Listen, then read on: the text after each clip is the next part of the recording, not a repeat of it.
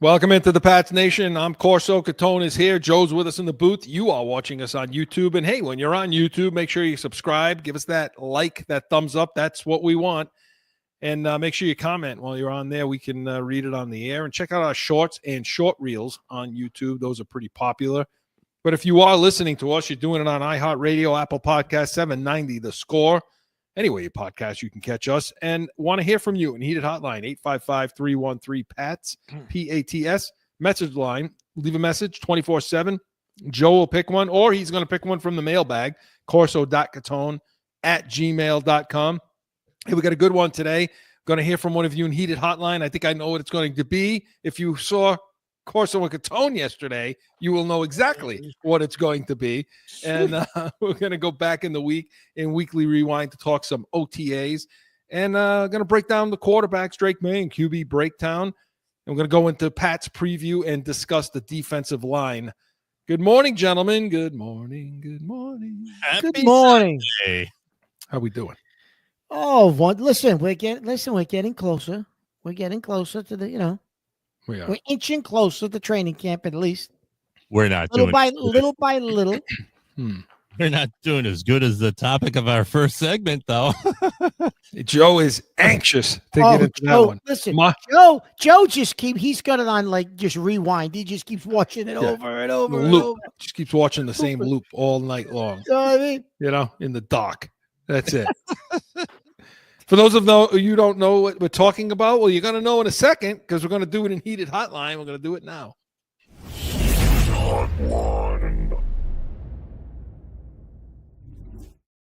Well, first, for those who didn't hear our show yesterday, this actually comes from Paul from Providence. I'm not a lie. Oh, I hate Paul. Why, Paul? Don't even acknowledge his existence, Joe. Giants I got to let our fans know what he wrote. He wrote, I'm so sick of the Patriots.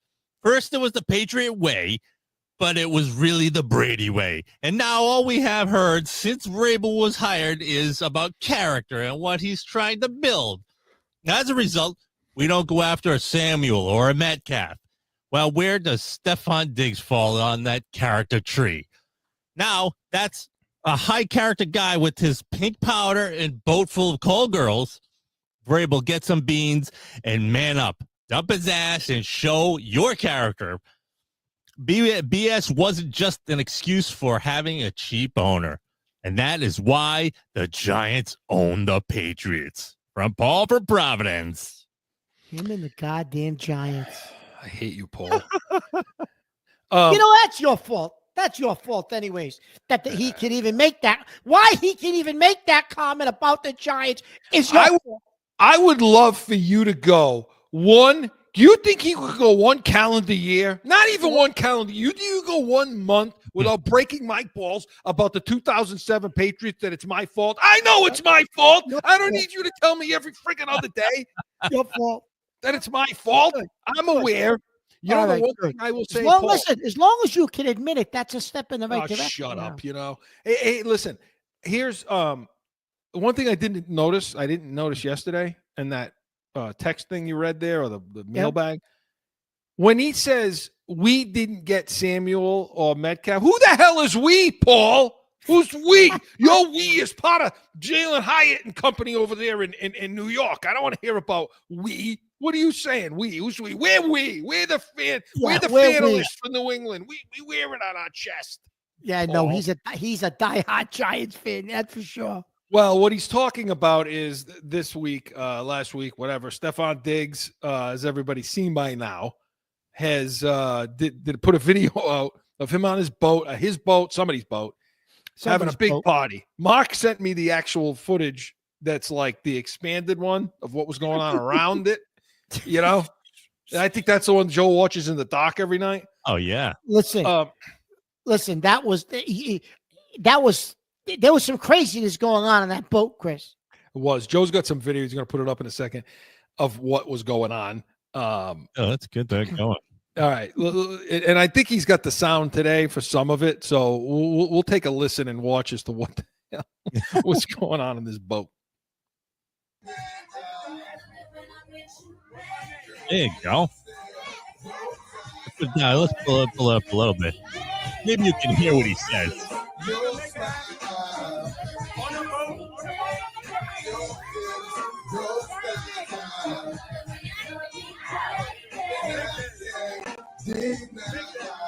Big Daddy.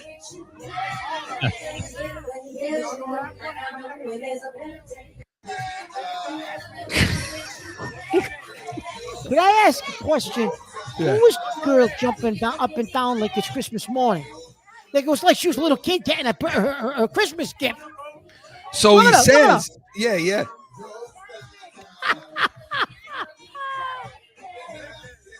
I still think it's a pack of Altoids. Those are Altoids, all right. So okay. So he says, first he wants them to acknowledge that he's Big Daddy. That's what he's.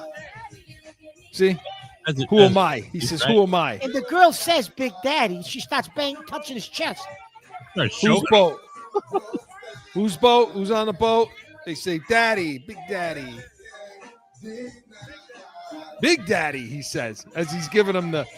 All right, shut the sound off. He's giving them the cinnamon Altoids. So that's what Joe said they were. Joe said they were cinnamon Altoids. Chris. Right. What a bad look. Look at folks, ladies and gentlemen, if you're not watching, you got to pull up our YouTube channel at CORSO Catone and check these two out. They get stunned while watching us because this is the fuller version, the larger version. Yesterday, we played. I was just pissed off. Version. All right, kill the audio for a minute. So this is no, we're just watching this like pissed off that, just, thinking about 20, 30 years ago.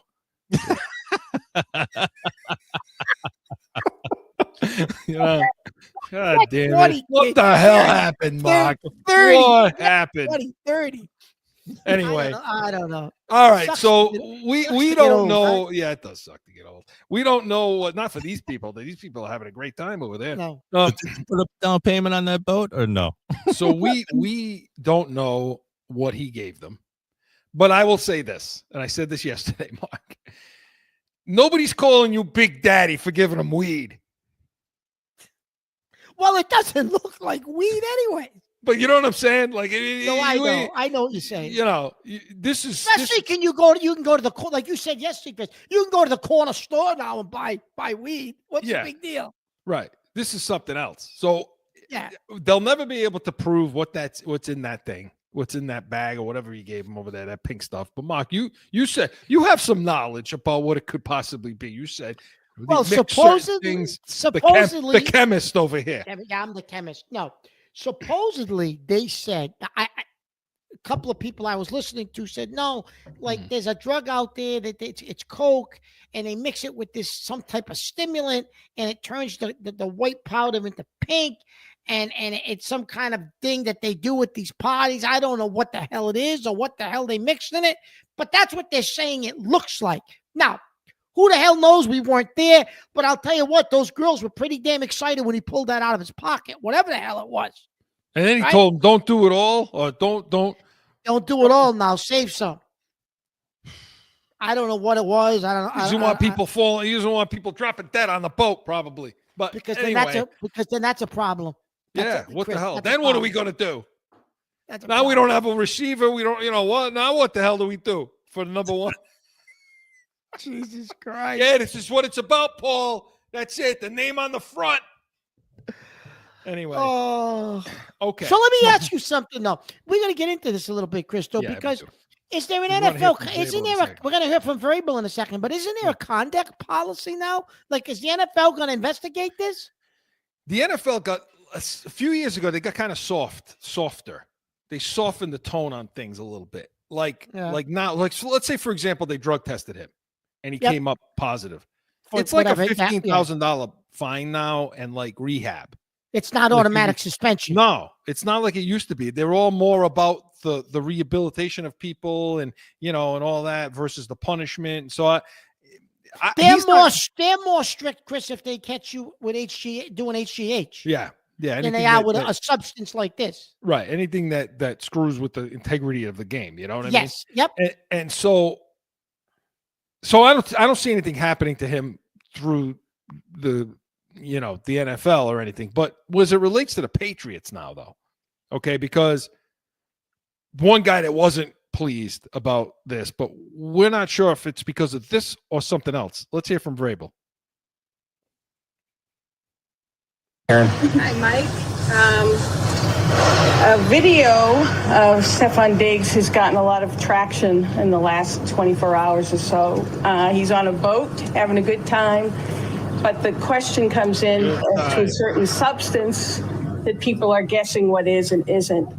Is this something that the team has to look into?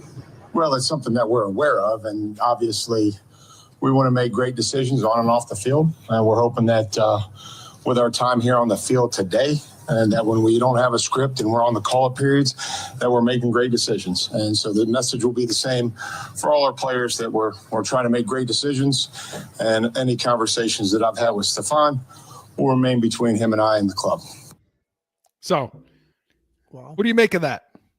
He's pissed. He's irritated. You could see it. He's pissed. He's irritated. So yesterday, Chris, I said that I think he's pissed because, it's a bad look, and he does talk about building culture. Looks pretty good to me. He wants high character guys and all this stuff. And I thought yesterday, I said he might have had a conversation with him and said one more stunt like this and you're gone. But then you brought up a real good point, Chris, and I thought about that after you said it, after the show, yesterday's show was over. And you said, no, I think he's more pissed based on what he references that Diggs wasn't at OTA on the day that they interviewed Vrabel. So expand on that. That's what you said yesterday. And when I thought about it, I'm like, you know what? I think that's more it probably than the fact that he's pissed off at what he sees. Look at the emphasis that he put on the word today. He says today. Yes. And that tells me that, yeah, it's a bad look. He doesn't like what he's seeing on there. If he's giving him drug, whatever he's giving him, But more so, you're doing that. You should be here instead. You should be here with your team, right? Instead. Yeah. I think he cares about the football. I don't think they really care about what he's doing there. Like if this were in March, I don't think they care.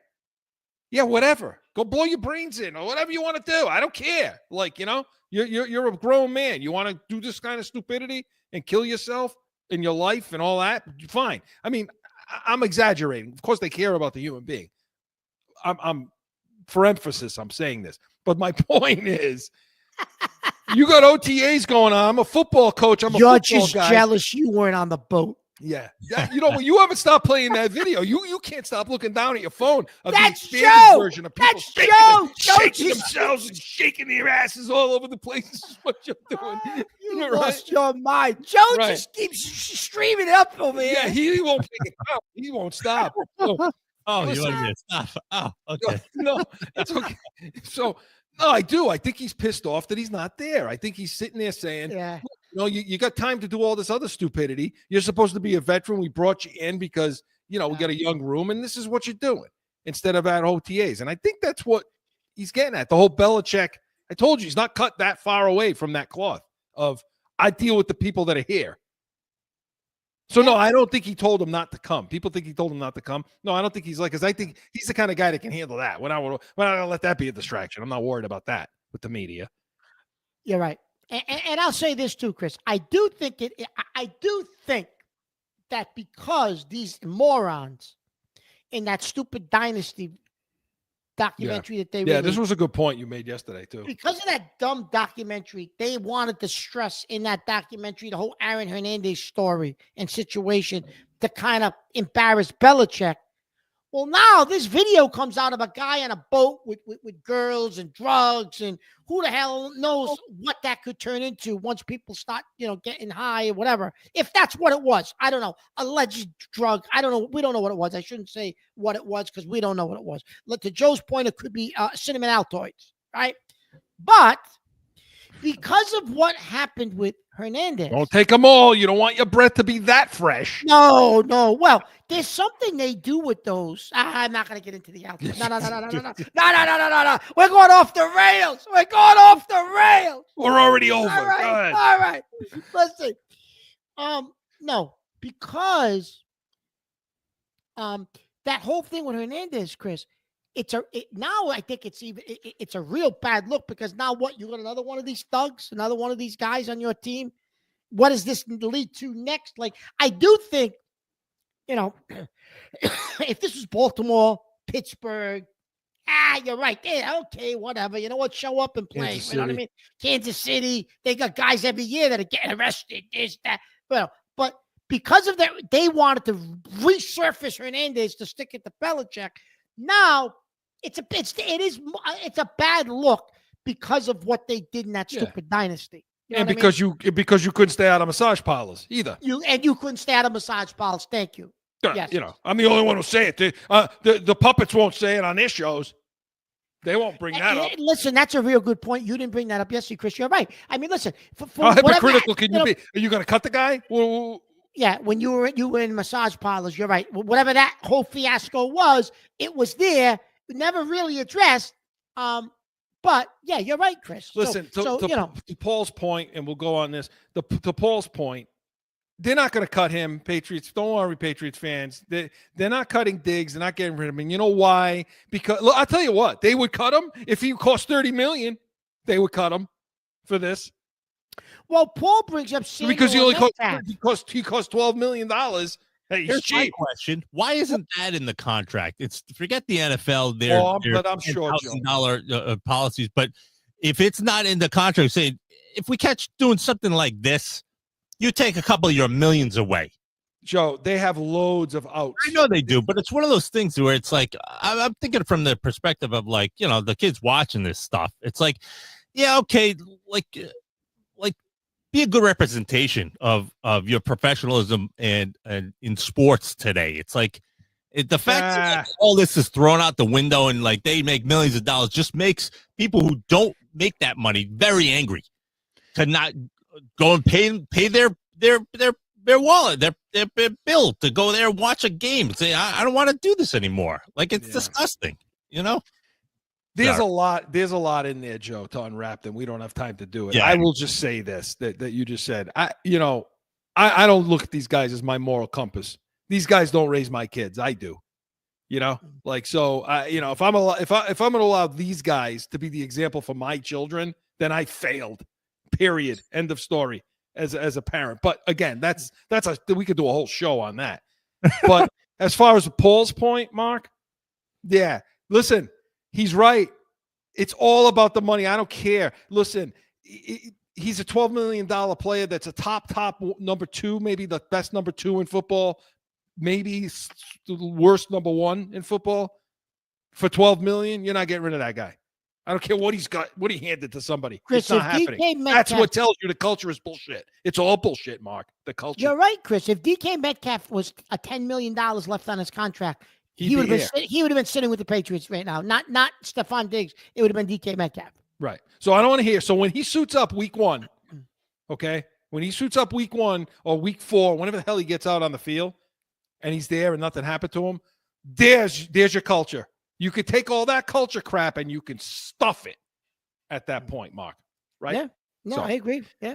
Good stuff, Paul. Thank you for the email. We still hate you. Heated Hotline was presented by Corso and Catone, the real deal New England Field Saturdays, noon Eastern. And we got Catone's comments, Yankees, Red Sox, B's and C's, and so much more. So make sure you tune into that. But when we come back, going to go back in the weekly rewind. No flipping. Guess what? I got a fever. And the only prescription is more Corso and Catone. Saturdays at noon.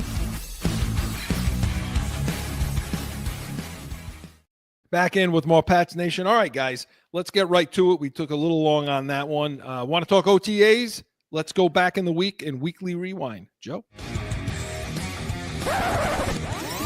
I'm getting it. Going back through the week. About a weekly rewind. All right, Mark, week 2 of OTAs. brings, and we're going to do QB breakdown is going to be next. So we're going to talk a lot about Drake Maye and that. So stick around, stay tuned, be patient. We will get to Drake Maye. But overall, talking about the team and how things went in that second practice that the media was allowed into, what'd you think about the things you heard? Well, I'll tell you what, a couple of things, Chris. First of all, I'll touch, because we've been focusing so much on the offense, and I'm going to get into the offense, but on the defensive side of the ball, Chris. Whoa, take a picture. He's going to talk about the defense. I'm doing this for you. Doing it for you. Now, on the defensive side of the ball, Chris, the kid Farmer looked pretty good. Yeah. Okay. He was involved in some plays, batted some balls down. Milton Williams batted some balls down at the line of scrimmage. Keon White, Chris, and you had brought this up when Vrabel was hired, was working exclusively on the edge, which you said, Mark, forget what they were doing with him, moving him all over the line. He's going to be an edge guy. He's an edge guy. And exclusively. And had some battles with Will Campbell. Keon White was battling with Will Campbell. Blew by him a couple of times. However, Campbell held, from what we've heard, Campbell held his own. And we both think Keon White, Chris, is a player. I'd say this. We think he's going to be. We think Keon White's going to be good. Oh, I do too. Yeah, I do. And Anthony Jennings also had a couple of multiple would-be sacks. Now, everybody needs to understand also that in OTAs and these 7s and these 11s, you're not running the ball. There's no running of the ball. No, because you can't open holes. There's no pads. It's just not. It's not feasible. So they're throwing exercises. So you're always passing, which means, the defense. It's always 3rd and 10. They always dictate the down and distance. So they'll say, okay, 2nd and 6, or they'll yell it out ahead of time. So for these defensive linemen, it's always 3rd and 10. They're always pinning their ears back, and they're always coming. And that's. So you got to temper it a bit, but to Mark's point, the way they're coming off the line, the way they're switching, the way the stunts are working, in my understanding, how the edge is looking, Landry and how Farmer looks also, and to his point, Keon White, sharp, crisp, good. They should have a good defensive front. And later on in the show, we're going to talk about the defensive line and elaborate more on them. What Mark's saying. There were definitely some offense. The offense was inconsistent again. Yeah. Better, but inconsistent. And I'm going to hold off a little bit on some of those inconsistencies because I know when we get into the Drake Maye segment. But again, Chris, the kid Chisholm, the undrafted free agent, continued to see a lot of reps, continued to make catches. Now, there was 2 or 3 times, every time he's been targeted, Chris, he's open. A couple of the passes, Dobbs underthrew him once, overthrew him. But, Chris, it seems like every time they look to him, he finds the spot in the zone and he's open. Yeah. This kid's going to quickly become one of Josh McDaniels' favorites. And I get they're in shorts and T-shirts. I get it. And you always say that to me, Mark. Temper whatever they're telling you right now. They're in shorts and T-shirts when they get banged off the line with because Polk looked pretty good too last year at this time. He did. So yeah, they're gonna temper it. And because Stevenson was out, Chris, Larison, the other rookie, he's taking advantage. He got play with the ones. With the ones. He was the third. Him, Henderson, and Gibson were the 3 running backs they were using exclusively. I made this prediction last week, Chris. Stevenson is not one of his guys. Maybe he's a cap casualty cut. You never know. I don't know what happens with the contract. We're not going to. I don't know that. We don't know that. We don't know. We don't know. We're not going to do all that crap. And Kyle Williams, Chris. Yeah. They said it's made plays. He's beating guys deep. He beat a couple of guys I never heard of. I don't even know who they are. Well, Miles Battle, he beat him clean off the line and had multiple steps on him. But the one thing I will say, Chris, every practice, Yeah. the two guys on the field catching balls from the jug machine of Williams and Chisholm. Yeah. Every practice, they said. They're after everybody else leaves, they're catching balls. They're catching balls. Everybody say, I listened to a little bit on the radio say, Chisholm, and they're saying, oh, here we go. This is the newest, flame the kids of got the a long. week No, the and kids all got that. a long. Listen, believe me. But the fact that I don't want to hear those guys. I don't want to hear those guys say that stuff. Okay. Just because he's undrafted and he went to a small school and all this other crap, so didn't Cooper Kupp. Listen, So didn't Kupp. I was going to say the that. bottom line is the kid's making plays. Okay. He's doing things that other guys are not doing. Now, I will say that Polk's hurt, supposedly. when he's not on the field, because he's still dealing, I think, with that shoulder or something like that, he has looked good individuals and in indie work, catching balls and all. But he did last year too. He did. I'll tell you with the offensive line, some of the things I saw or have heard and now glean. Morgan Moses was back at tackle and took part of T periods. What I like that he's doing is he's staying around after practice, working with Campbell and working with some of the young guys to get them up to speed, which is good. Owino is still limited. Sidney Sound got back, so returned to practice. But Tyrese Robinson saw increased workload. Schweitzer had a heavy workload at guard. They can't name who they are across the board. They get in trouble for that. But we know what we're talking about. It's left guard. I mean, Tyrese Robinson saw increased work over Schweitzer. Bradbury's looked pretty good at center. They had a botch snap with May one time, but otherwise good. But the one guy that hasn't moved around and hasn't shifted anywhere on the offensive line is Campbell. He's the only guy that hasn't moved anywhere. He's been cemented at left tackle.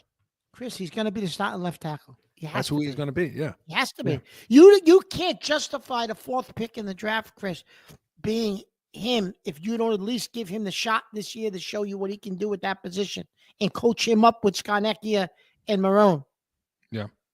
I'll tell you, what did you think of the obviously Stefon Diggs wasn't there, but what do you think of a couple of things. The battle at tight end, okay, that third tight end spot between Dupree, Westover. They said Dupree's looked Bell. Westover made some plays, Chris. They said, but Dupree also looked good. Yeah. I mean, Bell caught a pass up the seam, but that was against against Craig Woodson, who, by the way, Woodson has looked. They're happy with how he's looked so far. That safety they drafted, Chris. He's very vocal. They said he seems to command a huddle, understands already understands what's going on. Chris, yeah. One of those safeties, Chris, Jabril Peppers. One of those guys could be in trouble if they like this kid Woodson. Well, we'll see, because I'm expecting a lot from Peppers now, and I'm expecting a lot from Duggar, because these guys have had their injuries last year. They played in limited games. Peppers had his issues legally, and then he had injuries last year. Chris Mapu, they've settled him, I think, in the back end, right? At the center field safety, single high safety guy. I think so.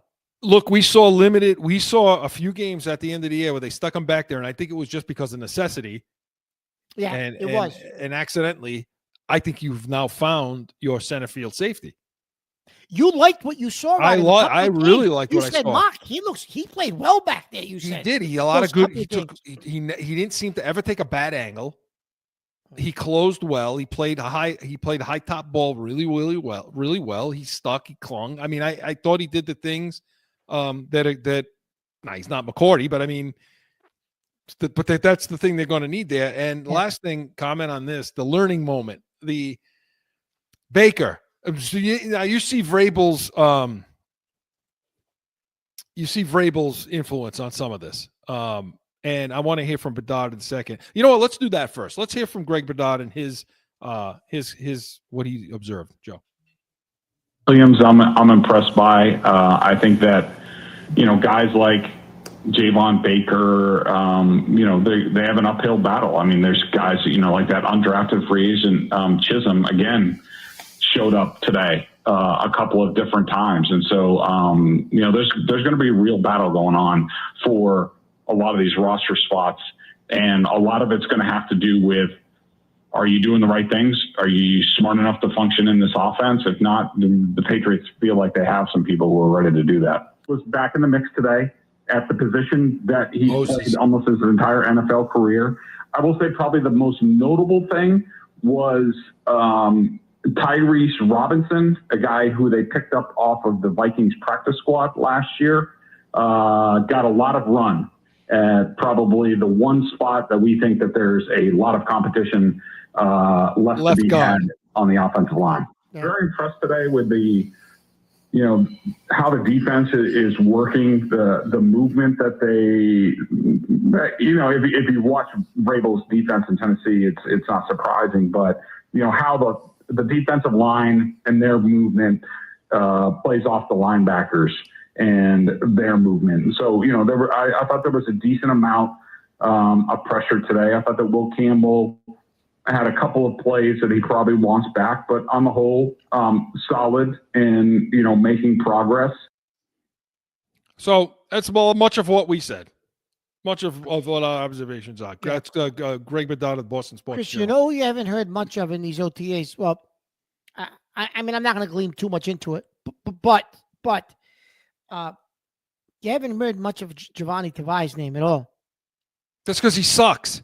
No, I don't think he's getting much play though, Chris. Whatchamacallit made a couple. Any opening you ever give me to say that, I'm going to say it. Oh, I know. But whatchamacallit, Chris, was on the field, made a couple of plays. They mentioned the kid Ellis, right? Yeah. Ellis made a couple of plays out there, and he'll probably be in a reserve role. But Tavai, Chris, nothing, nothing. So, and the kid they picked up, Spillane. I mean, he's been that motor, So, the teaching moment before we get to the break, and then we'll talk about Drake Maye on the other side. And I wanted to play Bedard there, talking about the defensive line, because when we talk about Pat's preview later on in the show here, talking about the defensive line, we're going to make more sense of that for everybody out there. Yes. This Javon Baker caught a ball, ran for the touchdown. They always teach you to do that. You got to run to the end zone. Yeah. But then he started jawing up, smacking it up with the defense and blah, blah, blah. Yeah. Meanwhile, the offense is getting back in the huddle, getting ready to go again, and he's still screwing around down the field. And I think he took himself off the field as if somebody was going to, sub him. Yep. But wasn't told to do that. And Vrabel let loose. He let him have it. Yeah. Basically get the hell back up here in the huddle with you. What are we doing over here? Yeah. And then later on, you saw him walking with him, talking with him. Yeah, back to the locker room. Yeah. So he's not. I take from that. It's not going to be a doghouse situation. He's going to give these guys the coaching and the love. Yeah. Yeah. Because Chris, at the end of the day, after he gives him the coaching and the love, if you don't correct it, you'll be gone. See you later. He'll cut him. Not a big deal. That's his philosophy. You're not good enough. Sorry, I gave you the coaching. I gave you the love. You're not good enough. So interesting takes, interesting observations from week 2 of OTA. So stick around all summer. We'll be discussing it. Weekly Rewind was presented by CORSO Law Group, Arizona's leading criminal and traffic law firm, CORSOLawGroup.com. Allow us to be your voice. And we come back, going to talk Drake Maye, QB breakdown, 20 seconds.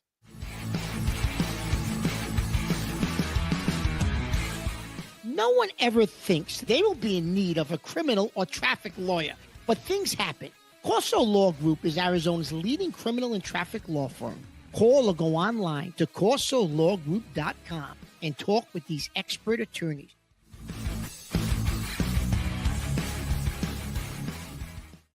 Back in with more Pats Nation. All right, let's talk about the quarterback. QB breakdown, Joe.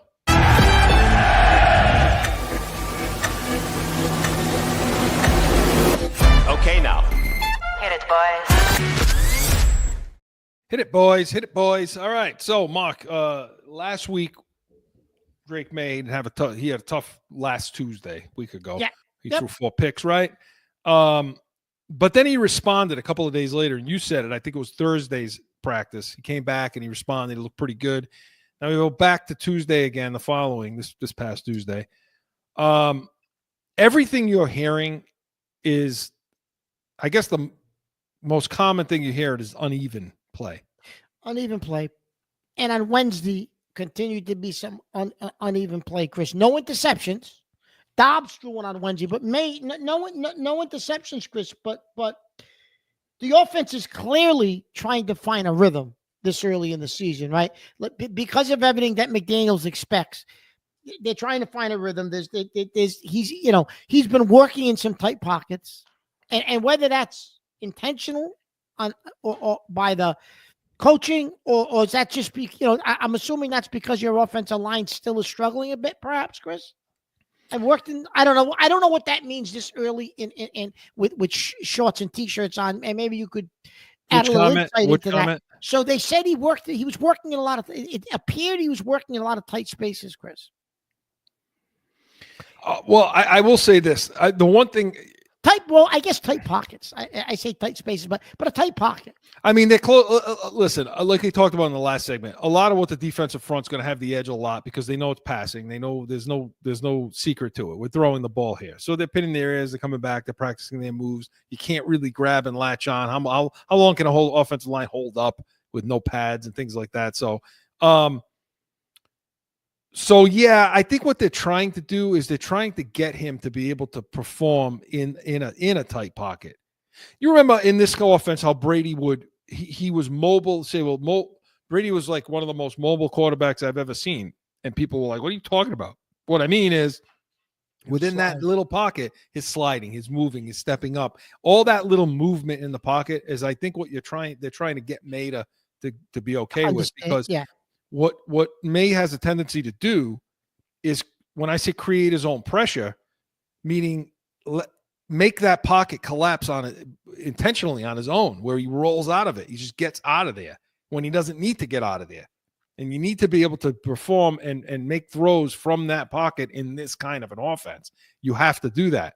And one of the things I heard too about him this week is that he's having trouble. His accuracy is not really that great while he's on the move. Now, he did that well last year. He was on the move. He would deliver the ball, but he seems to be struggling with that a little bit right now. Yeah, he is struggling with that a little bit.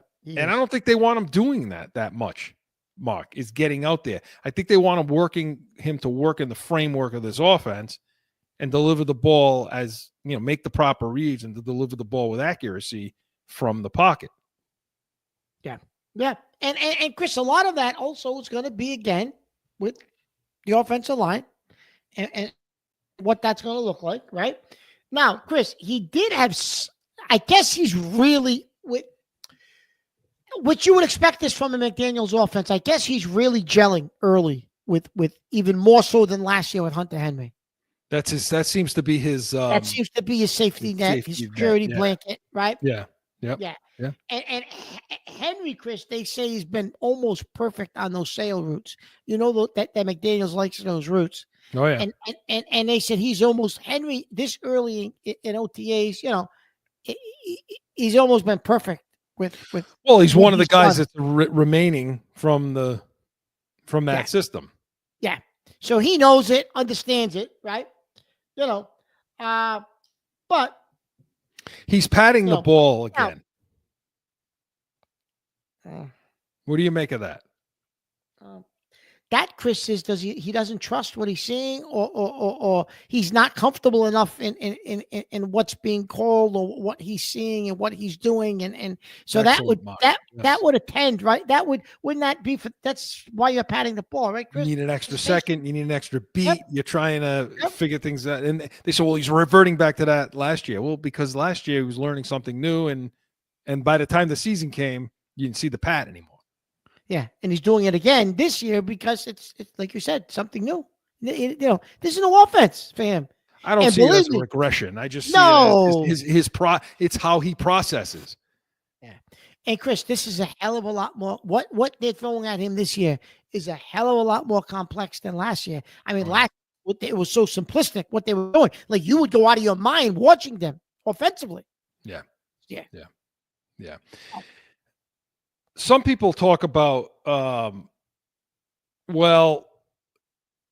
in some respects, I don't want to misquote, but in some respects or many respects, he was better than Daniels last year, Jayden Daniels. Maye? Right. Let me remind you of the numbers while you process that one. Maye had 15 touchdowns, 10 interceptions, 6 fumbles in 12 starts. Listen. I don't know that there was any aspect of his game last year that was better than Daniels. No, I was just gonna say that. I don't see where they would come up with that. I don't see it. Now, man, I mean, are they giving him the props saying basically, well, look at the difference. Look at the difference in offenses. Look at the difference in talent, mostly. Well. Daniels has a number one receiver. Right. Last year, he already had a number one. Right, and a back and a good And a back line, and a good tight end, and good coach, good offensive line. Yeah, he definitely had things that May doesn't have or didn't have. Yes, I'll give you that's absolutely. To me, that's where the comparison stops. Yeah. I just wanted to throw that at you because I heard that this week. Nah. I listen, that's ridiculous. Heard from a couple of the puppets. Well, the puppets are wrong with that comment. I don't see that. I don't see that. But now, can he be better? I think he can. I think he has the physical gifts to. But yeah, I think he has the physical gifts to be better. Absolutely, he does. But there's a lot. Listen, he's got a lot to learn, Chris. It's early. He's got a lot to learn between now and week one of the season with this McDaniels offense and the team, Chris. I think there's a lot of decisions that are gonna have to be made offensively. What do you actually have?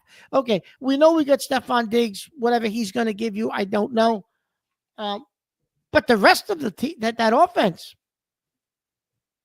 what are those? We don't know what's that receiver room's going to give you. I don't know, but have we heard from? Did we play that cut yet from Bedard on May, Joe? We did not. Let's play. No, we played the other Bedard cut. Yeah, it was better. I mean, he didn't have an interception. He had a fumbled snap with Garrett Bradbury at one point. I thought that May pulled away a little bit quick, but I could be wrong. The two are getting used to each other. I would say offensively, especially when May was out there, it was uneven. It was an improvement from last week. Discussions with people around the team. I know there was a lot of concern about May last week and the 4 interceptions when they were there. From what I heard the Thursday session after that, he absolutely lit it up. And today was not that. Dobbs clearly had the better day, made more plays down the field. But I do think it's just, part of the normal learning in that. So that's much of what we said. Dobbs had a better day. Now, because people are going to take that and run and say, okay, so should Dobbs be playing then? No, instead of May? Absolutely not, Chris. Absolutely not. I'm going to throw this out there though, since we're bringing up, should Dobbs be playing?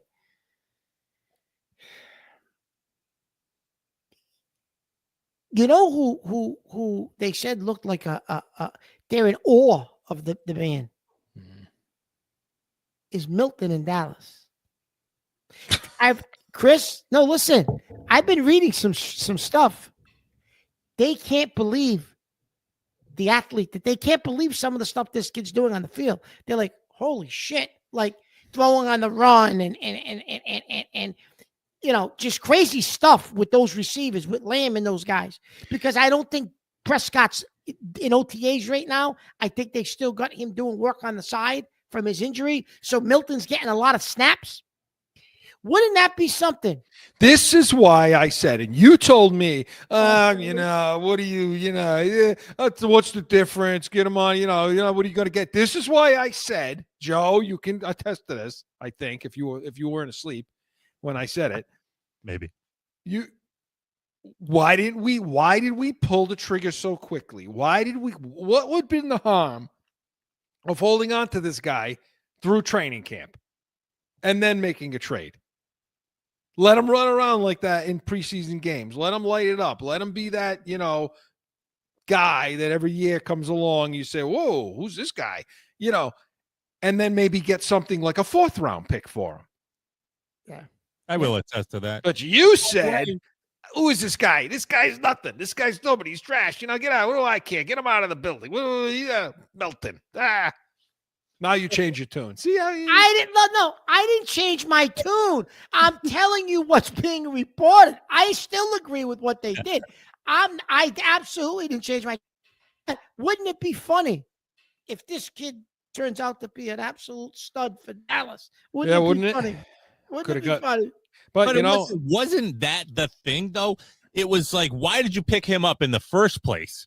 And I think the majority of Patriot fans thought, okay, if May doesn't turn out, obviously, but like the other hand is like, if he's good enough, we could get someone good from him. Right. And they went and dished them off for nothing. Basically. For nothing. Because we don't want to distract you. We want a guy that thinks he should be playing. I want as many guys on this team that think that they should play. That think that they should play and want to fight to play. I want as many human beings on this team as I can get that have that kind of fight to push Drake Maye. I'm not interested in pushing somebody out the door to coddle my friggin' and put a baby's bottle in my quarterback's mouth. No, earn it. Fight. I was going to say, Chris, isn't competition good? Competition's great. Right? Competition's good. Unless you're competing with me. Okay, there we go. But anyway, so I just had to throw that little tidbit out there. But Chris, so the offense is a work in progress. It is inconsistent, right? Well, and May from all reports, no one's worried about what they're seeing. It's normal learning, growing pains in a new offense that's not easy to pick up. There's a lot of intricacies to this, what McDaniels is expecting him to do. So I don't think I think he's fine. It's May 29th, 20, whatever it is, June 1st, 2nd. What the hell's the date today? I don't even know the goddamn date. But he's fine. Yeah. So I'm still thinking about the video. He's still watching that video. You go listen. I'll tell you what. We'll go to break. You watch the video. You relax about that. But QB Breakdown was presented by CORSO Catone Saturdays 12 Eastern, noon Eastern. Tune in. Mark's watching videos. He's got all kinds of things he likes to look at, watch, talk to you about PSA announcements on Catone's comments. Make sure you're sticking around for that on Saturdays. But when we come back, going to go into Pat's preview, talk defensive line, and so much more. No flipping.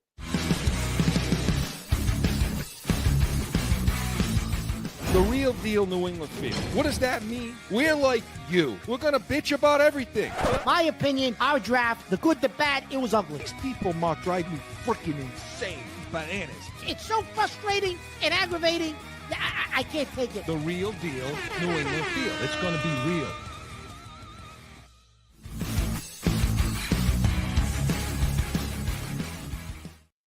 Back in with more Pats Nation. All right, guys. Continuing with our weekly position room breakdown, we're going to go with the defensive line. We heard from Greg Bedard early in the show talking about how he likes how the defense is working with the linebackers and the defensive front. So let's do it in Pat's preview. Pat's preview. And like every week, I got to get the Rothsteins out for this now. Oh, there we go. You know, I was just going to say to Joe, we haven't seen the Rothsteins today. You read my mind. Well, here they are. Here's the Rothsteins. We're putting them on, talking about this defensive line. So what do we have? I mean, I'll run down the list of guys that we're talking about here. We got Christian Barmore. We got Joshua Farmer. God, man, these glasses don't even work anymore. Okay. We got Truman Jones. We got Wilfred Penny, Farms. You got a couple other guys you never heard of. Keon White, Milton Williams. But the big guys, okay, Tonga is another guy. The guys that we really want to discuss talking about, Milton Williams, Keon White, Christian Barmore, Joshua Farmer. I'll throw Tonga on the list there, and I'll throw Farms on the list there. They also drafted Wilfred Penny too. Yep. Yep. Now, we're not going to talk about edge. We could throw the edge in there. I mean, if you're talking about the edge, then we're looking at guys like No, we don't need to. Landry. We're going to talk about edge. Well, those are linebackers, but I mean, we could throw, but they all relate together. You're talking Jennings, Landry, guys like that. You know. Keon White. Right. Well, Keon White I mentioned. Yeah. What about the rookie from LSU? Roy. That guy? I didn't think that was his name, the rookie from LSU. Hold on. He's edge.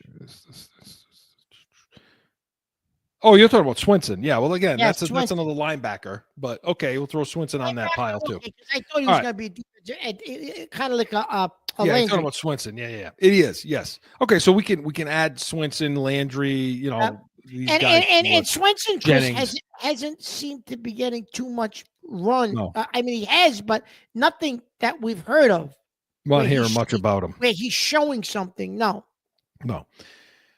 But when we talk about the front four, now, to me, I mean, I think we know who the top four guys are going to be, you know, in this situation. I think, you know, when you look at the top four guys, if you're looking at that front four, it's going to be Milton Williams, obviously. It's going to be Christian Barmore. Yep. It's going to be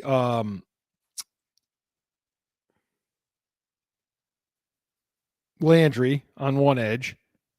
And it's going to be Keon White, I would think, on the other edge. Now, Keon White's listed as a defensive end, whereas Landry is a linebacker. So there's, you know, how that fluidity goes is this Landry can kick back and play off ball And some. Keon White, Chris, that's all he's been playing his edge. They like Right. he's not moving around line of scrimmage like he did in previous regimes.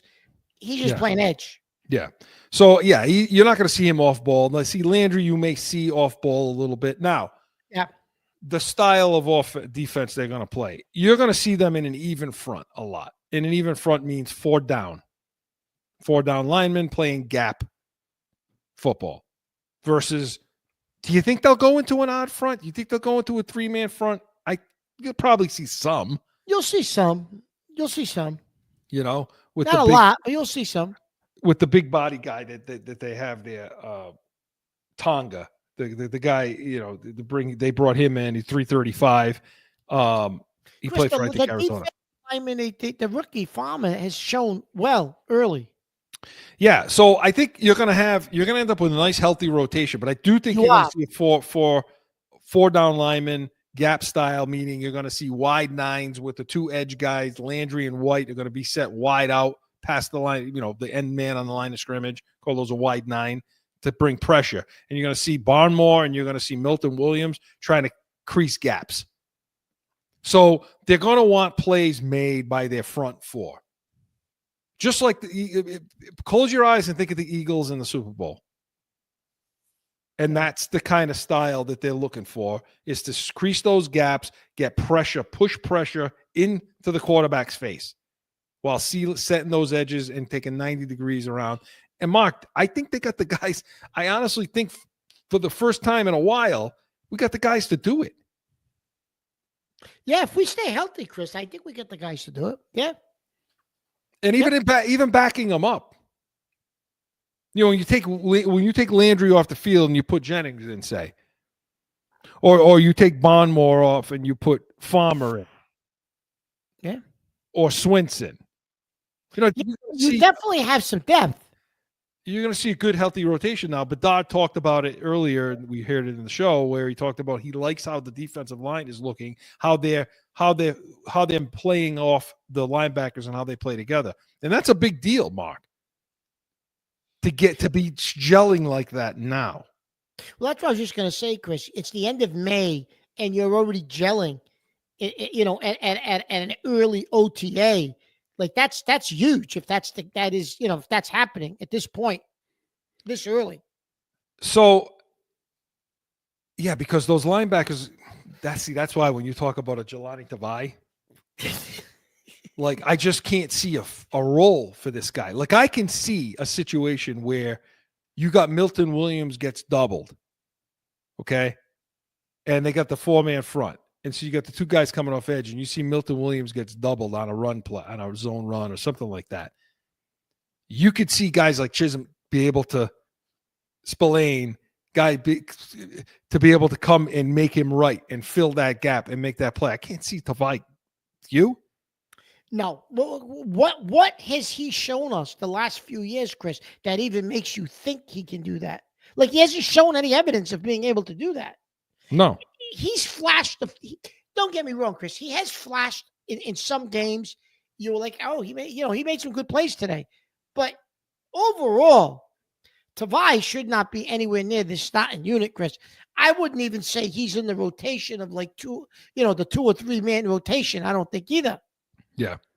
What's going to be interesting to see is I talked a little bit at the beginning here about, is it always an odd front, or is it, is it always an even front, or did they ever bring in an odd front? So, and what I mean, that 2-gap style, I mean, you know what I mean? Yeah. For those of you, 3 down linemen, you take a guy, and in this situation, Tonga would be that guy. He would be that, what the hell's his name that played for us? The big man at Jamma. It went to Houston. Think about it. The nose tackle, Will Falk. Will Falk. Play Will Falk's role, where you're playing over the center. So you're playing a 0 technique, and basically your job is playing head up and playing 2 gaps. So you're basically responsible for both gaps. You're holding them up, and depending on the side they take you, the linebacker comes and fills. You got four linebackers, or maybe 3 with a nickel package, whatever. The point is, with that odd front, that's more, to me, you'll see that more when they're in longer yardage, when you want some coverage linebackers on the field, to be able to see when you see empty looks and things like that, where they got to get long yards, and you'll bring a 3 down lineman to come after the quarterback. This is what you'll see. But don't expect Bonmore to be in that situation, Mark, right? No, Bonmore won't be in that situation. Absolutely not. No, I agree with that, Chris. Because of the size. Is there anybody on this defensive line that jumps out to you? Now, you keep bringing up Farmer. What do you like about him? Because, Chris, I think he's athletic. He batted some balls down in this week's OTAs. I think he's going to be able to fill gaps. He reminds me of, and he's not, but his style of play, his body size, Chris, I don't think he's as big, but is the rookie that the Rams drafted last year, the rookie defensive lineman that the Rams drafted.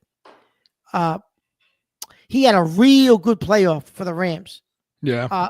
End of the season, playoffs. He had a couple of sacks when they played us up here in New England. I gotta look I gotta find his name, but that's who reminds me of. Yeah. Are you talking about because their line is Tyler Davis, Brandon Fisk, Sean John? Yeah, Fisk. Braden Fisk. Braden Fisk. Yeah. Well, anyway, yeah. Yeah. He reminds me of him a little bit. I like Farmer. I like that pick. I like Swenson pick. I like those picks because those are the depth pieces. Listen, Mark, this to me is going to be, this should be the strength of this defense. Yep. No. Yeah. It really should. The defensive line should be the strength of this defense. You should be able to see these guys putting pressure on the quarterback, putting pressure on the other team's running game, putting pressure on the offensive linemen, tackles to try to stop the edge stuff. Because understand, Williams, the DC for Patriots, and Vrabel, they want to play with speed, Mark. Yeah, they do. We've been begging for this for years. And they did show speed. They have shown speed. Granted, they're in shorts and T-shirts, Chris, but they have shown that speed in these OTAs. Yeah. The athleticism. That's right. So they want to play with speed. They want to play with aggression. They want to get after it. They want to put athletes on the field. Oh, my God. Imagine the sound of that on defense. My God. That's great. Screaming for it. So we'll pay attention. We'll see, and hopefully it comes to fruition. But we got to go. The Pats Nation was presented by CORSO and Catone, Saturdays, noon Eastern. Hey, we got Pats Talk next week, Yankees versus Red Sox, Catone's comments, and so much more. And come back to this show next Sunday, 8 a.m. Eastern. We're going to talk our linebacker breakdown now, Mark. You love that. We're going to talk Jelani you're gonna love it. Love that guy, Jelani Tavai. Let's talk about Adrian Roberts. We're going to have more on Stefon Diggs, see if we can get on his boat and do a little partying ourselves, all that, and so much more. We are the Pats Nation. Enjoy your Sunday.